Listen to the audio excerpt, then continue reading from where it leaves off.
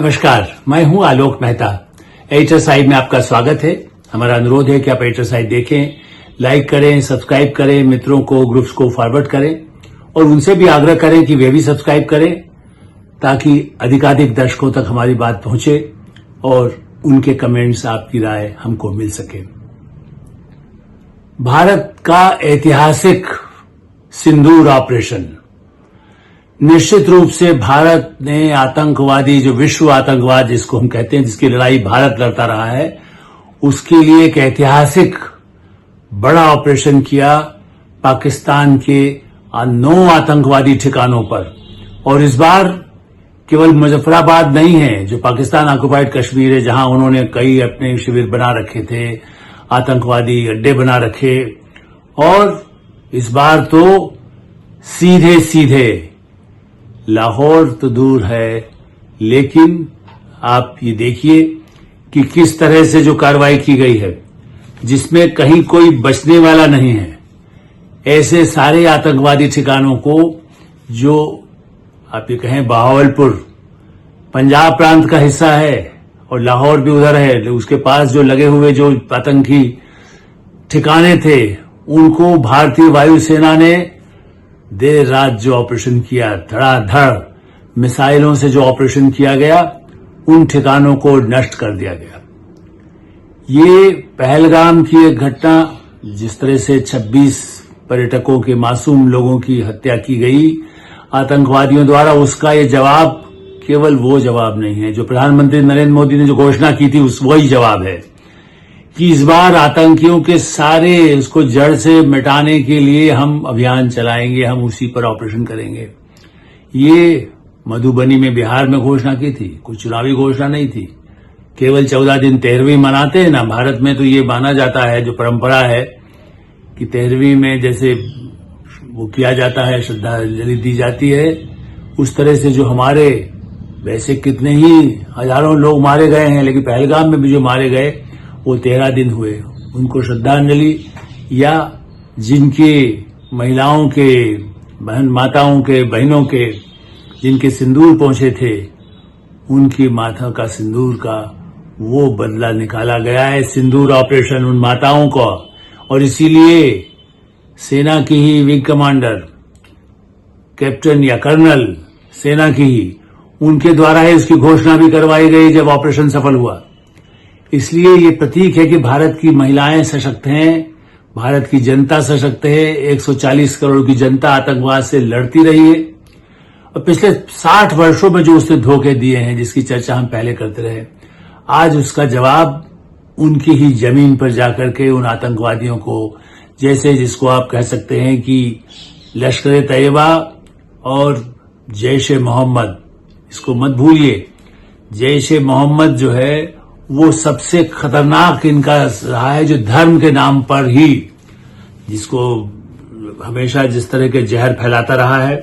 और इस दृष्टि से यदि आप कहें तो ये काम जो किया गया है, ये सबसे बड़ा काम है। हिजबुल मुजाहिदीन नाम रख लें, जैसे रख लें, और ये वैसा ऑपरेशन नहीं है कि भाई कुछ किया गया, पूरी तैयारी के साथ तीनों सेनाएं, भारतीय वायुसेना, थल सेना और नौसेना, कराची की तरफ वाले रास्ते, कहीं भी समुद्र के किनारे, वो जो कर सकता है, जिसको कहीं चारों तरफ से घेरा जा सकता है, यहां पर भी जो ऑपरेशन किया गया, चारों तरफ से तैयारी के साथ कि यदि कुछ भी हो तो तत्काल दूसरी सेना साथ में एक दूसरे का सहयोग करे।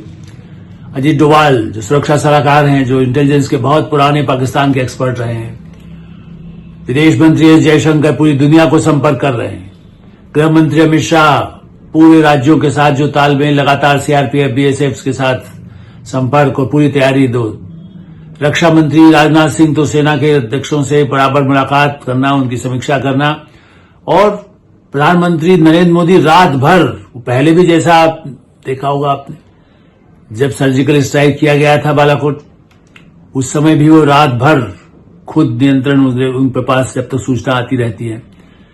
तो ये जो भारत की जो शक्ति है, ये लोकतंत्र की शक्ति है, और इसीलिए इन ठिकानों पर मारा गया, 9 ठिकानों पर मारे गए हैं उनके परिवार, मसूद अजहर हो, चाहे आप ये देखिए कि अच्छा कौन मारा गया, उनके परिवार के लोग मारे जाए, उनके लोग मारे जाए, मतलब जो उनका तो परिवार ही पूरा आतंकवादी है, उनका रिश्तेदारी कर लेते हैं। जो आतंकवादी दूसरे शादी बहन से शादी करा दिया, उससे करा दिया, 10 लोग तो उसके मदद अजहर के ही परिवार के लोग हैं। और हाफिज सईद वो तो कहीं छुपता है, यहीं चूहे के बिल की तरह से कोई आतंकवादी दूसरों को हत्याएं करते रहे। लगातार बलूचिस्तान में 3 लाख हत्या कर चुके, अपने ही मुस्लिम भाइयों की पूरे पाकिस्तान में जब सिंध प्रांत में कर चुके, बांग्लादेश में करते हैं। तालिबान उधर वो परेशान अफगानिस्तान रहता है, वहां भी ये सेना और आईएसआई। सबसे खतरनाक इस समय जो स्थिति है, जियाउल हक ने जैसे जिसको एक खुद भी जैसे होता है ना अजगर या सांप दूसरे पैदा करता है, उसी तरह से जिस आसिफ मुनीर को जो जियाउल हक के समय आया वो भी इसी तरह का रहा। धर्म के नाम सेना का जुल्म करने वाला भ्रष्ट व्यक्ति, भयानक अत्याचारी, नाम धर्म का इस्लाम का, लेकिन उसके साथ सेना का आगे तमगा लगा करके, और आईएसआई को एजेंसी जो उनकी है जो केवल यही काम करती है षड्यंत्र आतंकवादियों को तैयार करना। सेना और आतंकवादी इस मुनीर ने किस तरह की हिंदू मुसलमान भड़काने की कोशिश अपने इस पहलगाम के ऑपरेशन में कई बार उसने आतंकवादी हमले करते रहा है, लेकिन इस बार जो किया गया उस पर गिनचुन करके उनका धर्म हिंदू हो तुम अच्छा, जाकर मोदी को बता रहा, उनके परिवारों से कहा गया जाके बता दो हमने मारा है, इसका जवाब दिया गया है।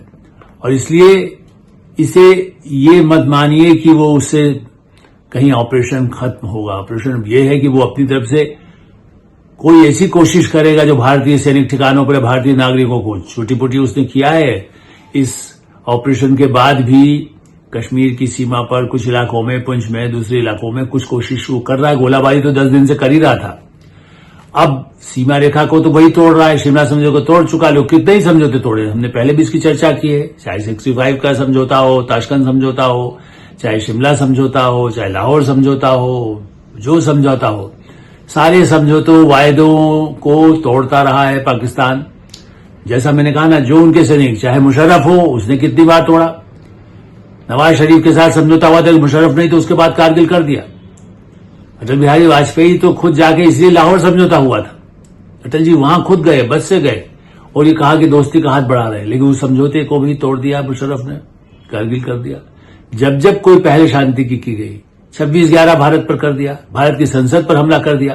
तो ये देखिए, इसमें कोई शक ही नहीं कि जैश ए मोहम्मद और लश्कर तैयबा और हिजबुल मुजाहिदीन या और जो नाम रख करके कई संगठन बना करके जो आतंकवादियों को प्रशिक्षित करके पाकिस्तान ऑक्युपाइड कश्मीर जो हमारा कश्मीर है उसमें भी उन लोगों को यातना देते हुए, अत्याचार करते हुए, गुलाम बना करके, जबकि वो लोग विद्रोह करते रहते। पिछली बार भी कई बड़ा भारी उन्होंने किया था। बड़ा संतोष एकदम लगा था कि बिल्कुल वो भारत में आने के लिए, भारत की आर्थिक प्रगति जम्मू कश्मीर क्षेत्र की देख करके वो बेचारे तड़प रहे हैं कि कब भारत से मिल जाए। और वो अकेले नहीं है, मैं फिर से याद दिलाऊंगा, बलूचिस्तान में 1972 कब से वो, और सिंध में भी, दोनों जगह सिंध देश बने, इसकी मांग 72 उस जमाने से हो रही, भुट्टो के समय, आज से नहीं हो रही है। जबकि वो तो भुट्टो तो वही के थे, बेनजीर भुट्टो को भी और जुल्फिकार अली भुट्टो को भी सेना नहीं मारा। तो वहां कोई अपना जो मरता है, अपना लोकतांत्रिक भी कोई व्यवस्था होती है तो सेना उसके साथ वही व्यवहार करती है, चाहे अयूब खान हो, चाहे जियाउल हक हो, जो बने, उसके बाद मुशर्रफ हो। और अभी भी कहने को एक कठपुतली जिसको आप कह सकते हैं कि आपने सरकार बनाएगी शहबाज शरीफ, लेकिन वो क्या है, वो तो बेचारे कठपुतली की तरह है, सेना और आईएसआई चलाती है। उनका मंत्री इशाक डार वो कह रहा है कि साहब आप आगे नहीं करेंगे तो हम आगे कुछ नहीं करेंगे, मतलब, लेकिन धोखा देना उसकी चलती कितनी है पता नहीं। एक तरफ विदेश मंत्री वो है, उप प्रधानमंत्री भी है, वो इस ऑपरेशन के बाद उसने एक सार्वजनिक रूप से बयान में तो ये कहा है, भारत यदि आगे और कुछ नहीं करेगा तो हम कुछ आगे नहीं कार्रवाई करेंगे, जो कि दुनिया कह रही है। अमेरिका, ब्रिटेन, फ्रांस, जर्मनी, दुनिया भर के लोग, सुरक्षा परिषद ने भी फटकार लगाई है कि तुमने किस तरह मासूम लोगों की हत्या की है, उसकी बात कोई सुनते नहीं है। एक नया कोई भी संगठन खड़ा कर दिया, टीआरएफ, और उसके नाम पर करता है, टीआरएफ को भी माफ कर दिया, आतंकवादी संगठन मत कहिए। जबकि रेजिस्टेंस फ्रंट के नाम पर ये जो बनाया गया, ये भी उसी आईएसआई और सेना का ही एक संगठन है जो आतंकवादी बना हुआ है। तो ऐसे सारे संगठन जिस खड़े करके और उस तरह से जो सेना आईएसआई करती है उसका करारा जवाब दे दिया, ताकि आगे से वो ऐसी हरकत न करे। लेकिन हम फिर भी कहेंगे कि नागरिकों की कोई हत्या नहीं की गई, कहीं भी हमले में कोई ऐसा निशाना बनाया गया है। भारत की मिसाइल सेना ने इतने, हमारे रॉ ने, जो आलोक जोशी जो रॉ में पहले प्रमुख रहे हैं, वो वर्षों से इस पर काम करते रहे हैं बहुत ईमानदारी के साथ। आज भी उसके अलावा जो रहा के जो नए लोग हैं, उन्होंने, चूंकि आलोक जोशी तो रिटायर होने के बाद उनको फिर से पूरी सुरक्षा परिषद जो भारत की बनी, उसमें उनको प्रमुख बनाया गया हाल में कि भाई आप संभालिए, जो उनके पास पूरी जानकारी पुरानी भी है। अजीत डोभाल तो बहुत ही एक्सपर्ट पाकिस्तान के माने जाते रहे हैं, तो पूरे चप्पे चप्पे पर जिनको जानते हैं कि वो क्या कर सकता है, आगे क्या करेगा, इसकी पूरी तैयारी सेना के हमारे प्रमुख, तीनों सेनाओं के प्रमुख, सेना अध्यक्ष, तीनों सेनाओं पूरा विचार विमर्श करके जो ऑपरेशन किया गया उसकी सफलता है। और इसलिए भारत कहता है कि हम हमला कभी पहले भी नहीं किए। वो मिसाइल, परमाणु मिसाइल की धमकी देता है, उसकी तो परवाह है नहीं, क्योंकि वो क्या चला पाएगा। भारत के पास उससे ज्यादा शक्तिशाली मिसाइल है। इस बार तो राफेल ने जो कमाल किया है, राहुल गांधी को शायद समझ में आएगा कि क्यों राफेल के समझौते पहला भी किया गया और अभी फिर हाल में फिर किया गया। और भी अन्य विमान जो पहले से खरीदे हुए हैं, रूस से खरीदे गए हैं, फ्रांस से तो खरीदे गए हैं, अमेरिका से खरीदे गए हों। भारत की पूरी वायुसेना इतनी सक्षम है अब कि पाकिस्तान को पूरा तबाह मिसाइलों से और परमाणु मिसाइलों से भी कर सकते, लेकिन हम नहीं करेंगे, क्योंकि नागरिकों की हत्या जब वहीं के लोग चित्कार कर रहे हैं। हमने इसीलिए निचोड़ में मैं यही कहूंगा, आज ज्यादा बातें नहीं कहूंगा। भारत तो यही चाहता है कि सिंध के लोग अपनी जो आवाज उठा रहे हैं लोकतंत्र की, वो खड़े हो जाए, वो सिंध देश बनाना चाहे बना ले। बलूचिस्तान तो निरंतर, वो अभी तो उनके बलूचिस्तान के लोग तो बाकायदा जाफर एक्सप्रेस तो अभी पिछले कुछ महीने पहले उन्होंने पूरा उसी का अपहरण कर लिया था। वहां का जो ऑर्गेनाइजेशन है बिल्कुल विद्रोह के लिए जो तैयार है, वो बराबर यही कहता रहा है कि भाई बलूचिस्तान लिबरेशन आर्मी भी पहले रही है और एक नेशनल मूवमेंट के नाम से भी संस्था बनी। तो जो लोग वहां आंदोलन करने के लिए संस्था बना करके, संगठन बना करके तड़प रहे हैं दशकों से, अब उनका समय आ गया है कि बलूचिस्तान और सिंध भी अलग हो जाए। पंजाब में तो ये सेना पंजाब के लोगों के साथ भी क्या न्याय करती है, उनके साथ भी जाती है। ये दुखद तो होगा, लेकिन उन्हें अपने आप अपनी, जैसे कहते हैं कि आत्मघाती जो काम करते हैं वो खुद मारे जाएं। जो जैसा काम करेगा वैसा भुगतेगा और अंततोगत्वा वही नतीजा होगा। उसके टुकड़े टुकड़े होंगे, पाकिस्तान के अपने आप टुकड़े होंगे।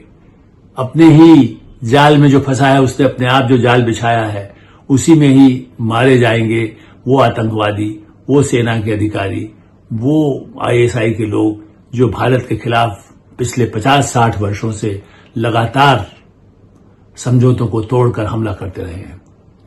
उम्मीद करना चाहिए कि सद्बुद्धि दे, समय रहते या समर्पण करें और उन सब लोगों को, हाफिज सईद सही सब लोगों को समर्पण करा दें। यही एक तरीका है, उनको फांसी की सजा फिर भारत में मिल जाएगी। और भारत का अपना जो कश्मीर है, जिसने उस पर कब्जा किया है, वहां की जनता को भी हमारे लिए, हमारे साथ वो आने को तैयार है, भारत के साथ मिलने को तैयार है, वहीं रहने को तैयार है। भारत के साथ मिलना क्या है, भारत के तो है ही वो। उसी तरह से जैसे प्रवासी भारतीय आकर कहें कि हम भारत में रहना चाहते हैं तो भारत में रहें, तो वो उनके लिए लोकसभा में स्थान है, उनके लिए विधानसभा में स्थान है, पूरा संसद में वही लोकतांत्रिक अधिकार उनको मिल सके। ये सपना जरूर उनका भी पूरा होगा। एचएसआई में विराम देते हैं। आप एचएसआई देखते रहें, लाइक करें, सब्सक्राइब करें, मित्रों को, ग्रुप्स को फॉरवर्ड करें और उनसे भी आग्रह करें कि वे भी सब्सक्राइब करें। धन्यवाद, नमस्कार।